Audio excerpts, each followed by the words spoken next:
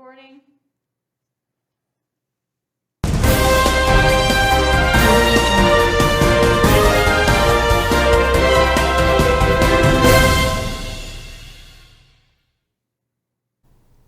Thank you for tuning into Kgsm-Tv and our first broadcast of the semester. I'm Reed Gregory, bringing you your Griffin Update.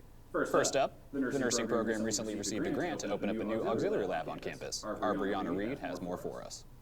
Missouri Western's nursing program just recently received a grant for over $500,000 to gain better access to technology and tools for current and future nursing students. I am currently standing outside of the Mosaic Life Care Auxiliary Community Lab, but on the inside is where the magic takes place for the nursing students here at Missouri Western. The classes were renovated, the labs were doubled in size, and students are now being trained on COVID testing. Because of this, the department has increased their enrollment to accommodate 10 more students each semester. Jacqueline Gentry, chair of the Department of Nursing, explains her favorite new feature and why it's vital for students to have before stepping into the real world. The high fidelity mannequins, because of all of the technology that they have built in and how they really can mimic a human body, but in a safe setting where it's okay to make mistakes and learn from those mistakes. Whereas when we're in clinical, when you're caring for a human, you really can't make a mistake because there's somebody's life in your hands. Raven Miller, a nursing student, is also a teaching assistant in the program and describes her favorite new feature as well. I love the mannequins. I really love this room back here. So right now the door is open, but that's a simulation room. So what happens is our professors actually sit inside that, and it's a one-way mirror, so they can see us, but we can't see them. But I love the aspects of our teachers getting to be in that control room and change things, because it makes you critically think, because they're just like what could happen to a real-life patient. They're changing things in seconds, and you have to be able to respond. So I think I've learned the most from the sim labs and from the use of the high fidelity mannequins. Having the ability to master skills and patient care before they're in clinical setting enhances their education. Students are required to take the National Council licensure examination to get their nursing license in the U.S. As of 2019, Missouri Western's pass rate of this exam is 97.62%, and now with the updated facilities, that number will continue to increase. Reporting for Griffin Media, this is Brianna Reed. The Auxiliary Center is just one of the many new facilities on campus, and the esports stadium has been in the works all year and is almost ready for game time. Griffin Media reporter Darren Brinks has brought us an inside look. On our campus of Missouri Western State University in Blum Union is our soon-to-be-finished esports arena. Esports has recently become very popular, especially in the college scene. Thanks to our director and head coach, Christian Konzel, he has made this possible. Being the director of Missouri Western's eSport program, I'm incredibly excited about the Griffin Esports Arena opening up in just a few short weeks. This has been something we've been working on for the past year now, and through COVID and every other curveball 2020 threw at us, we're actually making it a reality, and it's been super exciting, especially being, seeing the students that are walking by and other faculty and staff and looking in, because this place has really been transformed. And this is the culmination of the plan that we started, again, a year ago, which was to build a home for every gamer at Missouri Western's campus. Not just the hyper-competitive or the semi-competitive, but everyone. This space will be utilized by all of our students free of cost to come in, play competitive games, play single-player games, whatever. This is a home for those students on this campus, and I'm incredibly excited about that. The other aspect about the arena that gets me incredibly pumped is our broadcasting suite. This is going to enable any student who's interested in creating their own online content, whether it's their own stream or even something as simple as a podcast. They'll be able to come in, utilize our equipment, free of charge, to see those aspirations and those ambitions through. While the arena is still being finalized, the varsity and club players have been utilizing the space to practice. One of the varsity Overwatch players, Jacob Coy, is really looking forward to when the arena is opening, just like the rest of the players. I'm on the varsity Overwatch team, and my team and I are very excited for the opening of the arena. We've just recently got to play in it, and I think that once the arena opens, it's going to be a huge boon to the entire college. I imagine that with the opening of the arena, New relationships can be formed between people who might not really know much about esports and the people who are really diehard, as the esports scene has kind of blown up recently, especially with COVID happening. And I feel like the arena can be a good place for people to connect while still kind of avoiding that like close contact, especially since we do stream, we do stuff online, and esports can usually be watched on a third party, like on Twitch or something. But being in person in the arena can also just bring more community to the college, because I imagine that the people who do really like esports are going to try to get people who may not know much or may not even be that interested to come out and support us, like you would support the any sports team on Missouri Western. So that's what I'm excited for, and that's about it. Missouri Western State University has finally finished its journey in joining the esports scene.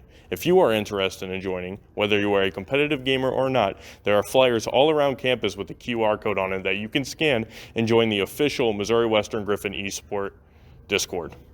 I'm Darren Brinks with Griffin Media, signing off. Coming up, our own Brianna Reed will come on and give us a look at what's happening on campus and a deeper look into Black History Month. As fun as college is, it can be a really stressful time. It's easy to feel alone. Even in full classrooms, sometimes it still feels like you have no one. It's especially easy to feel isolated during these crazy times. It's hard to recognize the signs when you don't know them. Don't be afraid to reach out and get help. There are always ways to get help on campus. The counseling center is always ready to work with you. There's also lots of ways to get help off campus. There are several different hotlines you can reach out to. Make sure to check in on your friends and family. Keep an eye out for the signs. There's no shame in recognizing that you're struggling.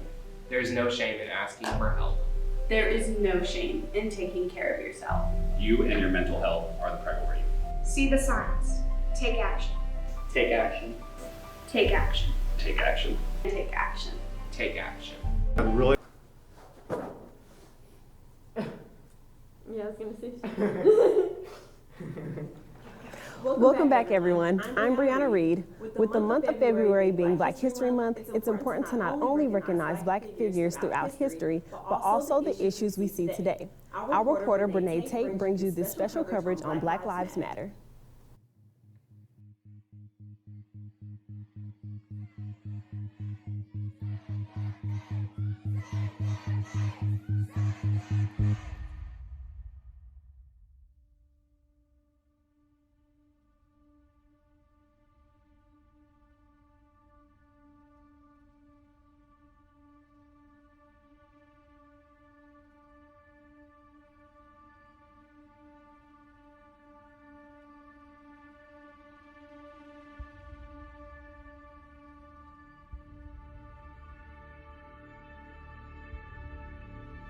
George Floyd repeatedly told the officers that he could not breathe after an officer knelt on his neck.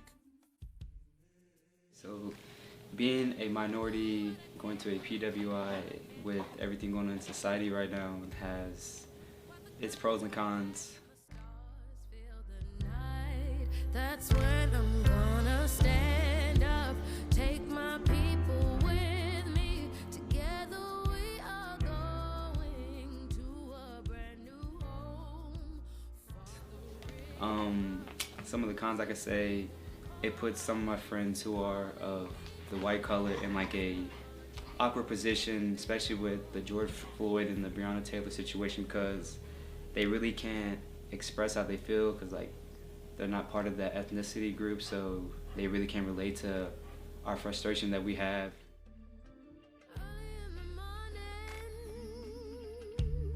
Before the sun begins to shine,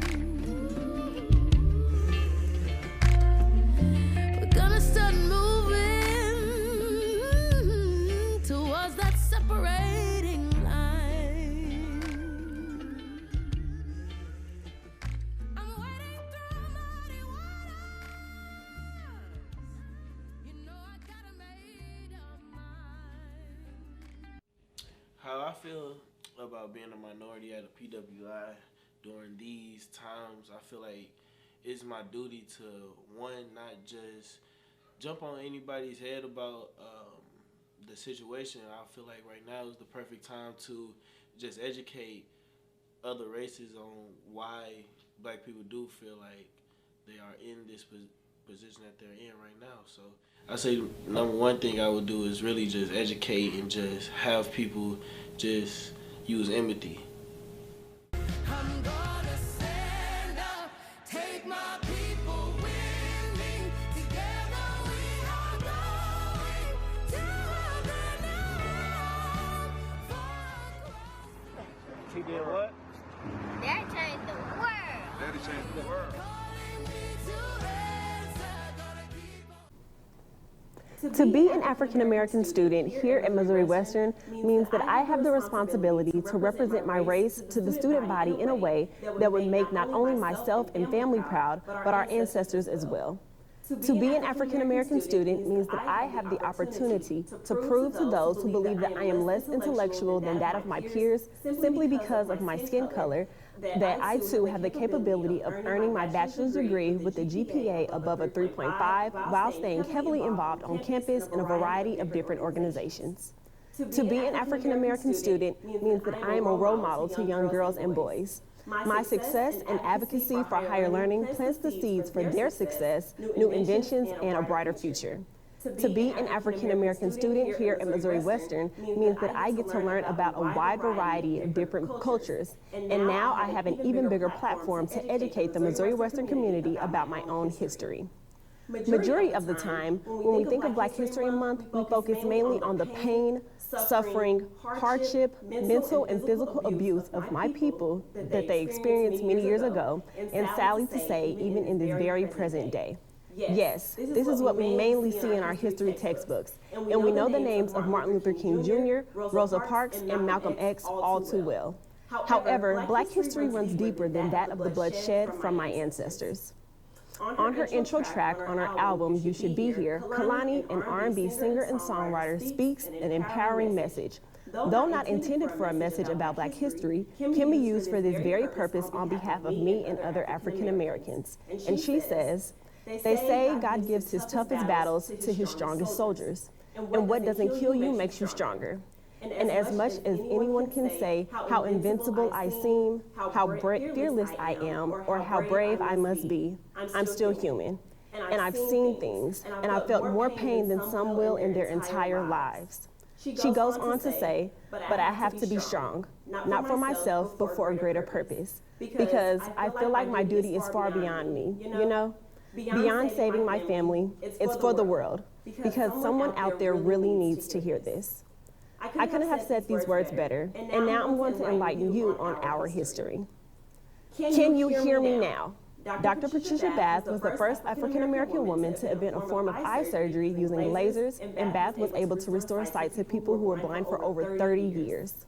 Can you hear me now? Well, I hope so, because we can thank Henry C. Sampson for the patent for his invention of the cellular phone, July 6, 1971, not to mention that he was the first African American to earn a PhD in the nuclear engineering in the United States. For those who enjoy potato chips, you can thank George Crumb, who invented the potato chip while working as a chef at the Moon's Lake House in Saratoga Springs, New York in the mid-1800s. African Americans rarely get recognition for the things we have done as one of the main contributors to this nation. Though I am grateful for the Black History Month and appreciative of the recognition that we get during the month of February, I am not Black only for the month of February. My Black exists all 12 months, 52 weeks, 365 days a year, and never misses a day. As fast as we jump to make a social media post that is Black History Month, we should jump even faster to learn and understand the contributions African Americans have made the other 11 months out of the year. I am proud to be Black. I'm proud to be a Black female, and I take pride in all that we are, all that we have done, and all that we have yet to do. I want to thank my team here at Griffin Media for the opportunity to shed some light on my Black history. But I encourage all of you to do some research on your own about African Americans and the stories told through us, about us, and for us. Coming up after this break, Harry Loomis will be here to talk about all things sports related here at Missouri Western.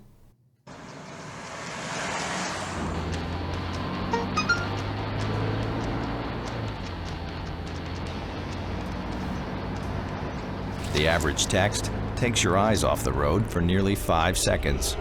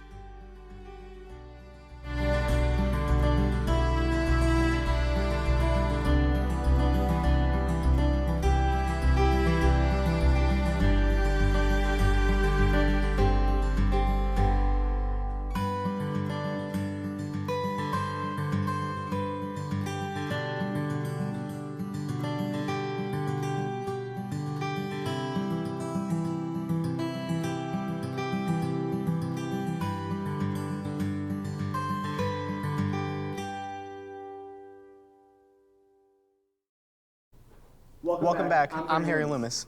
Well, it's safe to say that it's been quite a crazy year for sports all over the world. With COVID-19 halting most practices, it's been hard for many to get their head in the game. Luckily, the students at Missouri Western have done their best to get back in action. Griffin Media reporter Laura Maxwell has a deeper look at the new lacrosse program and what they expect in the future. Women's lacrosse is the newest sport to be introduced to Missouri Western. And if getting an entirely new program off to a flying start wasn't hard enough, the coaching staff and their players have had to build a base of trust, teamwork, and fundamentals, all in accordance with the ever-changing restrictions placed on the athletic department and student athletes. Especially because our rules are so strict right now and everything that we have going on, like there's no easy way for everyone to just get together and get to know each other. So I feel like we did a good job of grouping them with people that would be the best for them to live with. And that's sort of like given them an easy 2 or 3 people to cling on to from the beginning, which makes it also easier to not branch out and see the rest of the team. So we've spent the last week really focusing on getting to know all of your teammates. With girls in and out of quarantine, coaches have found the time to work to build a base with smaller training numbers, so the team can go into spring season fit and with individual skills sharpened. It wasn't a matter of if girls were going to go into quarantine, it was a matter of when. And the timing has worked out for us because now that we have smaller groups in practice, we pretty much have only done fundamental work. And so when you're doing fundamental work, it's easier to do it with, smaller groups at a time. So that by the time we all get back together, we should be able to advance and do some more team concepts. While coaches have been dealing with changing regulations and uncertainties since March, it's been a tougher transition for most student athletes. It's been interesting, like the mask and running with that and like trying to keep your distance because if you you always want to give your teammates high fives, you always want to say like good job, but you have to keep your distance. So it's definitely a lot. It's hard. But the team isn't getting caught up in the what ifs. Instead, they're looking ahead, focusing on what they bring to Missouri Western as a team and as individuals. We represent 10 states and 1 Canadian. So we're bringing aside from the sports aspect of it, we're bringing different stories, we're bringing different backgrounds, we're bringing a lot to the table here. Women's lacrosse makes its debut on Spratt Field in spring 2021, becoming the 11th women's sport at Missouri Western. I'm Laura Maxwell, reporting from Missouri Western for Griffin News. Well, we've had a big week in sports, so let's jump right into it. Starting off with men's basketball on Tuesday, their biggest game of the year, hosting Northwest. And things couldn't have gone off to a much worse start. It was announced an hour before tip-off that head coach Will Martin and assistant coach Tim Pete were in COVID-19 protocol, with Martin testing positive. This left assistant coach Ty Danielson to take over on short notice. The Griffins were clearly thrown off by the circumstances, and the number 3 team in Division II made them pay. The Bearcats simply dominated play, holding the Griffins to just 16 points at the half. The Griffin offense started to come to life in the second, but the shots just weren't falling, as they shot just 34.5% from the field. Ultimately, it never came close, as the Griffins lost 79-56. Caleb Bennett and Q Mays led the team with 10 points each in the contest. They had a shot at redemption Thursday against Missouri Southern, but that just wasn't meant to be. Southern shot 67.7% in the first to take a massive 54-23 lead at the half. but the Griffins never gave up. Tyrell Carroll started getting to the rim, and Reese Glover hit 5 threes in the second half, leading the Griffins to scoring 71 points in a valiant effort. But the 31-point halftime deficit was just too much to overcome, and the Lions walked out of Looney with a 103-94 win, despite Carroll's season-high 32 points. This loss is the Griffins' 7th straight, dropping the record to 8-8. The Griffins will have a shot at revenge next week as they host a Pittsburgh State team on Saturday that delivered them their first loss of the season. Now onto the women's side of things. Their week got started with a Monday night till at 11th-ranked Fort Hays State. The Griffins, despite playing a very talented team, held their own and didn't back down from the challenge. The Griffins dominated down low, out-rebounding the Tigers 49-38, led by Asia McCoy's 12 boards. However, the shots just didn't fall when they needed. They shot just 26.9% as the Lions had just enough to escape with a 58-49 win. McCoy led the Griffins with 9 points. Thursday night was peak-out night against Missouri Southern, and the Griffins put on a show. After a bit of an even first quarter, the Griffins took it to them in the second, outscoring the Lions 22-7 on the back of a 53.3% shooting percentage. The youth on this team was on full display, as sophomores Brianna Budgets and Logan Hughes each dropped 14 points, while freshmen Mary Foltz and Camille Evans added 13 points and 5 steals, respectively. It was a full-team effort, one of the best of the season, and it was enough for a 78-54 win. The win was the team's first at home since December 3rd against Lincoln, bringing their record to 4-11. The team also hosts Pittsburgh State on Saturday, having lost earlier in the year, 96-75. Track and field had a record-breaking week last week in Maryville. Jordan Garr matched his personal best at the shot put with a 17.28-meter throw, while he and Sydney Stiegel each set school records in the weight throw, recording throws at 16.56 and 16.16 meters, respectively. Additionally, the 4x400 women's relay of Alexis Adams, Hannah Williams, Lindsay Miller, and Simone Holland won their event, clocking in at 3 minutes 52.93 seconds. The team travels west Saturday, taking part in the Ichabod Invitational in Topeka, Kansas. Women's golf had their tournament in Coralton, Texas, shortened due to freezing temperatures, but not before taking home some hardware. Sophomore Alicia Gann took her first career victory with a 2-day overall score of 150, 6 over par. Additionally, Gann was named the MIAA Golfer of the Week. Baseball, women's soccer, and softball all begin their seasons next week. Baseball begins with a 3-game set in Joplin against Missouri S&T. Women's soccer heads to William Jewell for a Saturday afternoon clash, and softball will head to Searcy, Arkansas to take part in the Harding Invitational. That's all for sports. Be sure to check out the Griffin News for all your Missouri Western sports news. We'll be back after this. A leading problem I've faced is a misunderstanding on the part of students of the importance of academic advising. They miss appointments. They don't make appointments. But what's most disappointing is when they come unprepared. Give me a student with a plan in their head, or better yet, on paper. We could talk about their interests, not just about their classes. We could discuss internships, classwork, grad programs. It would open the door to what advising is truly about. Can I help you? But instead, they come to me in a panic when they need to register because... I need to talk to you. I was trying to register for my classes, but it wouldn't let me do it because I need my PIN, and I haven't had time to set up an advising, so I don't even know what classes I need to take, so I just signed up for a bunch of random ones, and I'm going to drop them later. So can I have my PIN real fast? Because I'm still logged into a computer in the lab.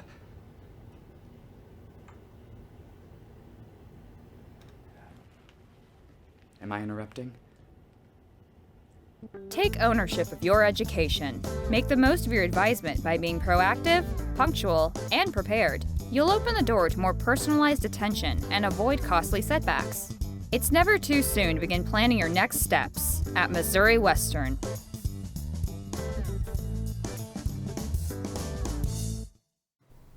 Thank you so much for tuning into our first broadcast of the semester. Make sure to check out the Griffin News for all your campus updates. We hope to see you next week here on Kgsm-Tv for your next Griffin Update.